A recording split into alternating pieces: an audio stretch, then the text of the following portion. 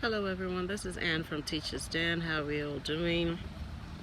I hope that you have been good. I want to believe that the hand of the Lord has been upon you and all things are working together for your good. Today I just want to talk to us about something very briefly, and it's basically about decision making. It's about decision making. It's very important to make decisions, but when you make decisions, think about the consequences. Think about the consequences of those decisions that you make, and prayerfully make any decision that you want to make. It's important to prayerfully make those decisions. Remember that God has given us a gift as human beings of free will. It's a gift. Free will is a gift, and God can't do anything against your free will. Satan can, but not God. Satan can do anything to bend your hand, to cause you to make decisions that will be destructive to your destiny, but God does not. God lays it all down, and then he tells you to make a choice. He tells you, just like in the Bible, I have laid before you life and death, but choose life. He advises you, choose life, and then there's another part of the Bible that says that there's a way that seemeth right unto man, but the end thereof is destruction.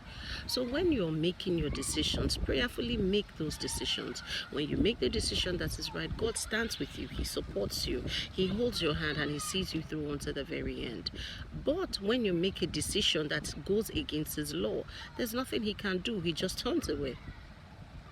He just looks the other way. So this is just an encouragement to someone who is finding it really hard at this time to make a decision to do something right.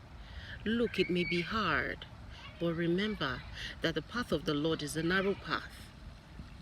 The broad path is what leads to destruction, but the narrow path, it is narrow because it is difficult. It is not appealing to the ordinary man. It is not appealing to the flesh. So I'm just encouraging you today, make that decision to do right. Make that decision today to be obedient to God's will.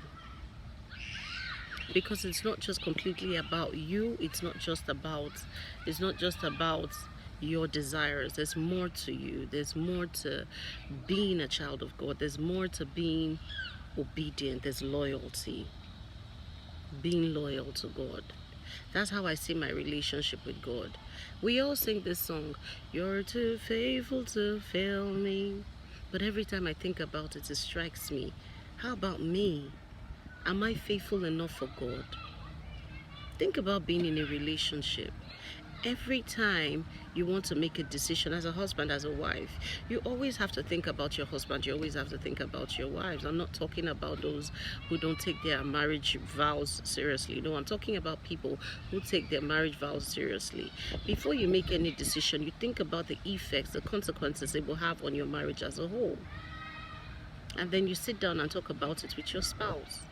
So that's what I'm trying to encourage us today. Before you make any decision, sit down, talk about it with your Creator. Let him lay it out to you. Then you make the decision, because he won't make that decision for you. Every time God gives a blessing, gives a promise, there's always a condition. You are the one who has to make the move. So, as the decisions have been laid down to you, pick the right one and watch God run with you. Watch God run with you. It's just like making a decision to stay away from sin. Once you make that decision to stay away from sin, trust the Holy Spirit to empower you. I don't want to make this video too long. Just be encouraged. Make the right decision and trust God to uphold you, and trust the Holy Spirit to lead you through. Have a good day. This is Anne from Teachers Den. Bye-bye.